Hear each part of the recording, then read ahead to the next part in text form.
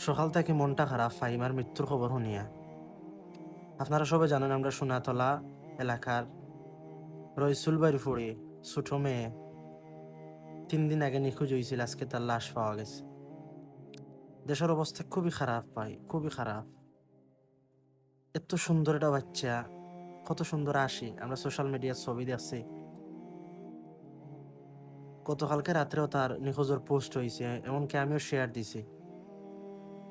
আজকে সকালে উঠিও এরকম একটা খবর, লাশটা প্রায় ফসি গেছে, ফসা ধরছে। তো শুধু ফাহিমা নাই, বাংলাদেশের আনাচে কানাচে বিভিন্ন জায়গাত দর্শন দর্শন দর্শন, এরপরে হত্যা, দর্শনের পরে হত্যা। তো জানি না এই তদন্তের পরে বিস্তারিত বোঝা যাইব ফাহিমার লগে কিতা ঘটছে। তবে সারা বাংলাদেশের প্রেক্ষাপটেও একটা জিনিস বারবার মনে উঠি, আর আল্লাহ তালা হেফাজত কর্তা। আমরার নিজ এলাকা হইতে গেলে আমরার ইউনিয়ন, আমরা সিলেট সদর উপজেলার 8 নং খান্দিগা ইউনিয়ন পড়ছে। এরকম একটা জায়গাত এত ছোট একটা বাচ্চার লাশ এরকম ভাবে পাওয়া যাইব কখনো কল্পনা করছি না। আল্লাহ তাআলা আমরার মা বোন বাচ্চা কাচ্চা সব হেফাজত কর্তা। সারা বাংলাদেশে যে হারে এইরকম হত্যাযোগ্য বা দর্শন বাড়ের, ভবিষ্যতে কন্ট্রোল করা খুবই কষ্ট হয়ে যাবে যদি সঠিকভাবে আইন প্রয়োগ করা না হয়।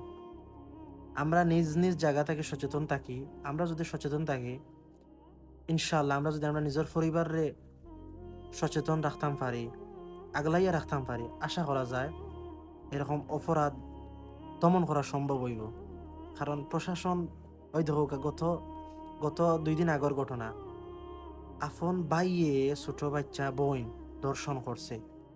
পরিবারে আপন বাইরে বাছাইতো করি মসজিদের সাধারণ ইমাম সাহেবরে তারা দোষী বানাইয়া প্রশাসনের হাতে দিছে। চিন্তা করতে পারেন কত পুরো জঘন্য একটা ফ্যামিলি। এই ইমাম সাহেব এখন নির্দোষ প্রমাণ হইয়া বারোই আইসন। যদি আমরা বিচার ব্যবস্থা এত নিচে নামের, তদন্তর আগে গ্রেফতার করা হয়।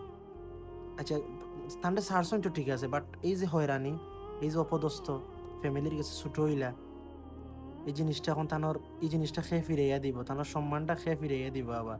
এগুলো পুষ্ট করছিলাম। যাই হোক, আমরা নিজেরা সচেতন হইতাম, আমরা মা বোন ছোট ছোট বাচ্চা ধরে সচেতন রাখতাম, ওই জিনিসগুলা খেয়াল রাখবা। সারা বাংলাদেশে যে হারে এইসব ওর খুবই ভয় লাগে। বাংলাদেশে বসবাসের অযোগ্য হয়ে যায়। আল্লাহ তাআলা আমরা কুদরতি হাতে হেফাজত করতাম। বিশেষ করে ফাহিমার মৃত্যু খবরটা নিয়ে খুব কষ্ট লাগে, খারাপ লাগে। আল্লাহ তাআলা তার পরিবারের সবরে ধৈর্য ধরার তৌফিক